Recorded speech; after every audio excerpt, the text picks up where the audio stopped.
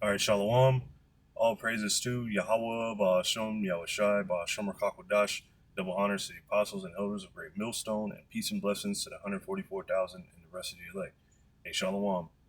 This lesson is just based off a conversation that I had with a woman yesterday. Her husband, which I didn't ask her all these questions, is just a lady just was telling me her life for whatever reason, and it was the spirit from what she was telling me. The spirit of what's getting ready to take place. So, or the spirit revealing, through different people, through their daily lives and whatnot, what's getting ready to take place and what's getting ready to be shown, which is prophecy. So, the woman was telling me, she enjoys learning and whatnot because she has to now, learn how to do like, how do you say, like the work that a man would have to do because her husband was bedridden or is bedridden. So her husband tells her the things that need to be done and how to do it, and they can communicate back and forth through FaceTime and whatnot. And she was basically saying like she never considered up until this point that she would have to do any of these things because her husband would take care of all the things around the house, like the yard work, the things that need to be fixed around the house, working on the car, working on the riding mower, so on and so forth. So because her husband was bedridden, he can no longer take care of it. And as she was speaking, she's going on about how she does enjoy learning, but that she wish she had, you know, uh, learned this stuff while her husband was still able to show her, rather than having to communicate through FaceTime. And while her husband was still able, she wishes that she wasn't in the house doing whatever else she was doing, because she didn't consider that there would be a time where she would be the one having to do these things, where she would have to take on the man's role. So just showing the times that we're entering into, you're going to see a lot more women, having to do the things for themselves, whereas they relied on the government, they relied on other men, their multiple baby daddies, or whatever, to provide for them. They've had to rely on other people to provide for them, and now they're having to, fend for themselves. So this is I'm going to start here. This is Second Ezra chapter 16. I'm going to start at verse 33 because this is a matter of fact. Let me start up a little bit, and I'm going to jump back down. So basically, Second Ezra 16 is going into uh, uh, the prophecies that are going to getting ready to take place in Jacob's trouble, and how harsh the times are going to be.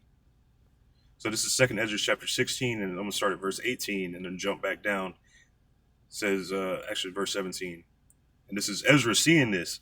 It says, woe is me, woe is me. Who will deliver me in those days? And Ezra is seeing this for himself, and he's seeing himself in these situations. And he's wondering, like, these times are so bad, who's going to deliver me? How am I going to get out of this situation?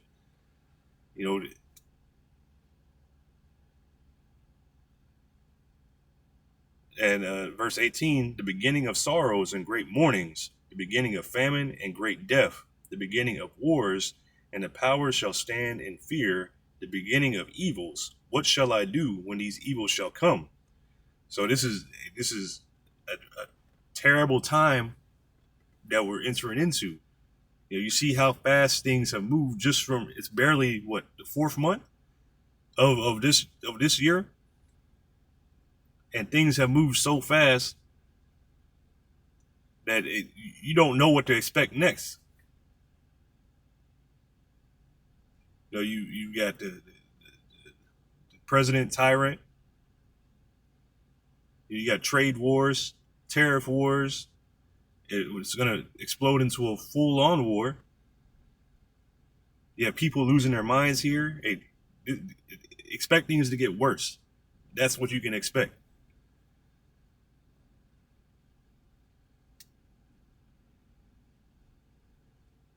And if you're following Yahushua, pray to be delivered from these situations, from these times. This is again, Second Ezra chapter 16 and verse 18, the beginning of sorrows and great mournings, the beginning of famine and great death, the beginning of wars, and the powers shall stand in fear, the beginning of evils. What shall I do when these evils shall come? Behold, famine and plague, tribulation and anguish are sent as scourges for amendment. So all these things coming on the earth, hey, these are all scourges. These are things that are going to appease the wrath of Yahweh Bashem Yahushai. Let's see here. Back to 32.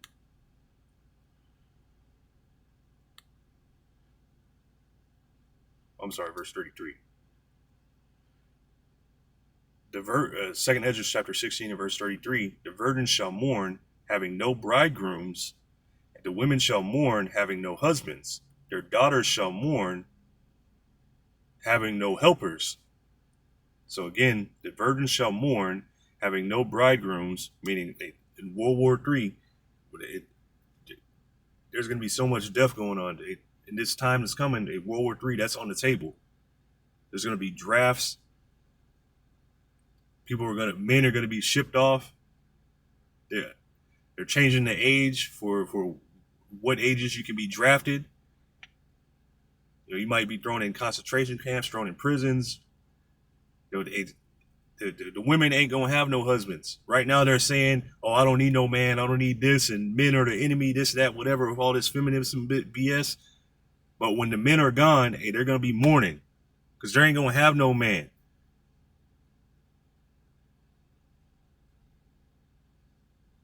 All them different toys that they got, that ain't gonna satisfy them in that day. When they ain't getting no likes on the Instagram, when they can't get on Instagram, it ain't gonna be like it is today. When ain't no simps on your comment boards.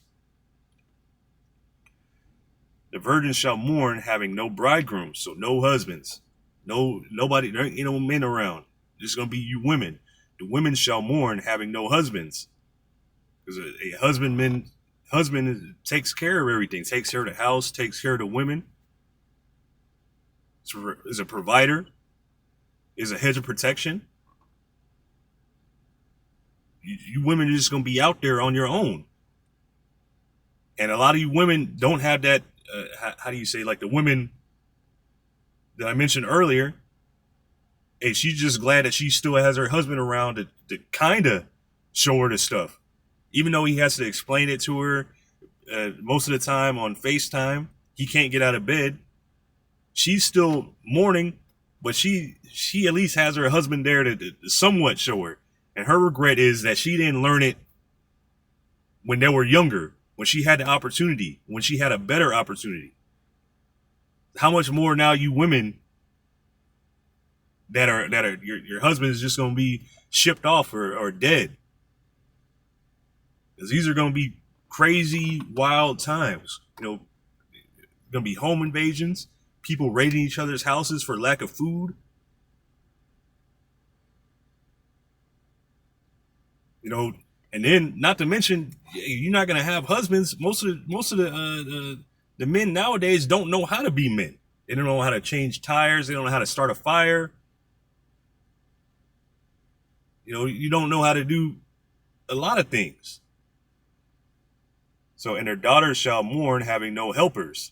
In the wars shall their bridegrooms be destroyed, and their husbands shall perish of famine. So your husbands are going to die, and it's just going to be you left. And you're going to be looking for some kind of protection. Now this time, which here I'm going to just go straight. Well, I'm going to start verse Let's start at verse 4. Jeremiah 30, verse 4.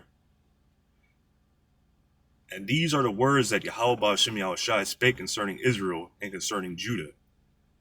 So both the northern and southern kingdoms, the so-called Negroes being the southern kingdom, the Latinos and Native Americans representing the northern kingdom, which they are the northern kingdom. For thus saith Yahweh Ba'ashem Yahushai, we have heard a voice of trembling, of fear, and not of peace. So this is the message. This is the vibration that's going out. Trembling, fear. This is a very unstable, perilous,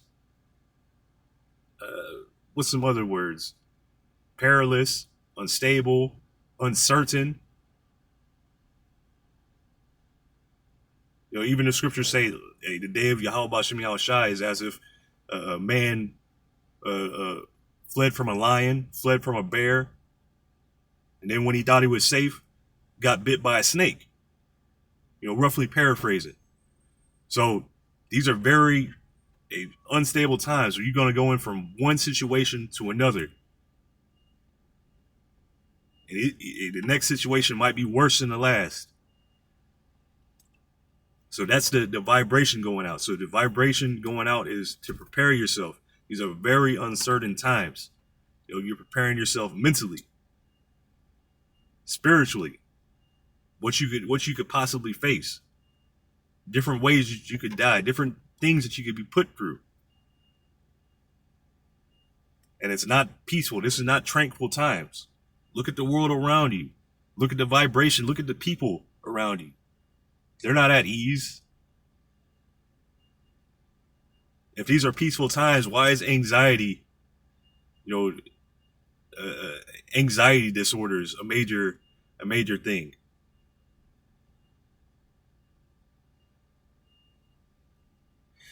Verse 6, ask ye now and see whether a man doth travail with child. Wherefore do I see every man with his hands on his loins as a woman in travail, and all faces are turned into paleness. So can a man have a child? No. So why are all these men running around with their hands on their loins? And I like to mention this because it's very, how do you say? It gives a good illustration of how the men are going to be. The scene in Don't Be a Menace, where what's his name? Shawn Wayans is at the end there and having a shootout, and he's running around screaming, trying to find cover during that drive-by at the end. You know, this is how the men are going to be in this day. Alas, for that day is great, so that none is like it. It is even the time of Jacob's trouble, but he shall be saved out of it. So this day is great. There is no day like this in all history. All of history combined, Yahweh Ba'ashem Yahushai in these last days is going to pull out all the stops. He's going to do it big. This is a major day. This is the how do you say? This is going to be the world's introduction to Yahushai, the new ruler, the new king. And what did Yahushai say? And what will I, or if a fire already be kindled, he came to send, matter of fact, let me see here.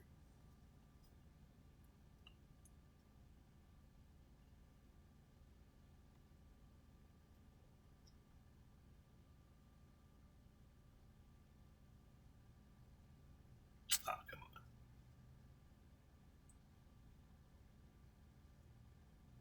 This is Luke chapter 12 and verse 49. I am come to send fire on the earth. This is Yahushai. When he comes, he's gonna put in work. He's gonna be putting people to death when he comes. Read 2nd Esdras, the 13th chapter. He totally disintegrated an innumerable army, turned them into ashes.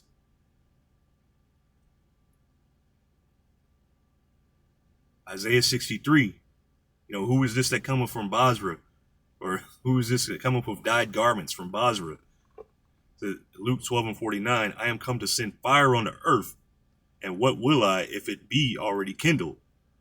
So the fire is already going to be going. The chaos is already going to be going out before Yahushua returns. And he's coming to add to it.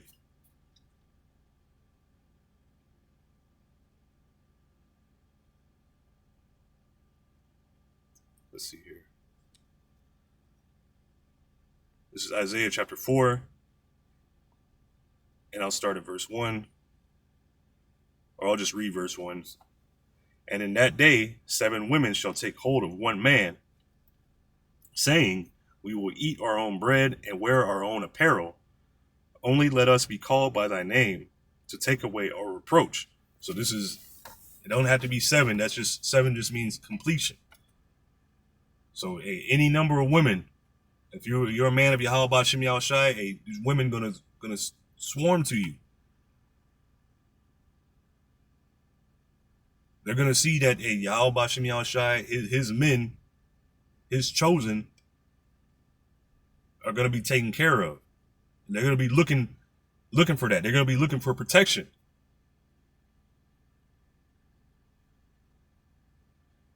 And they're gonna, pretty much it says, they're gonna take care of themselves. This ain't gonna happen in the kingdom. This is before the kingdom.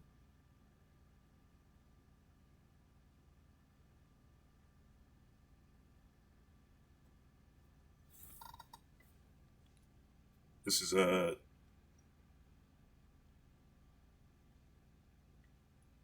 Isaiah chapter 32 and verse 2. And a man shall be in hiding place from the wind, and a covert from the tempest, as rivers of water in a dry place, as the shadow of a great rock in a weary land. So this isn't just any man. This is a man of Yahweh Ba'Shem Yahushai.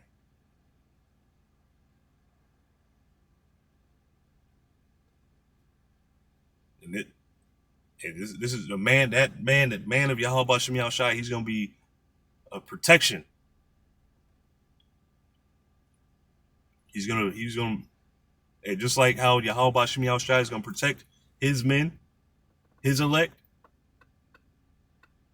And that man is going to be a protection unto the women that Yahweh Ba'Shem Yahushai provides for them.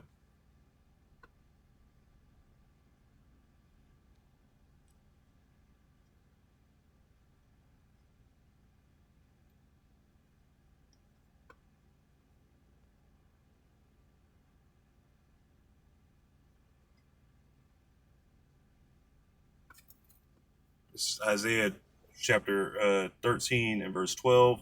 I will make a man more precious than fine gold, even a man than the golden wedge of Ophir. So that man, that elect man, he's gonna be made more precious than gold. You already see gold as a commodity. Gold is a sought after commodity. It's going to be more precious than that. So you're going to be highly valuable.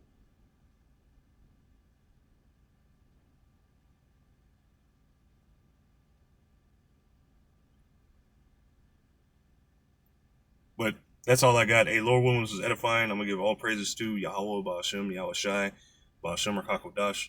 Double honors to the apostles and elders of Great Millstone, and peace and blessings to the 144,000 and the rest of the elect. Shalom.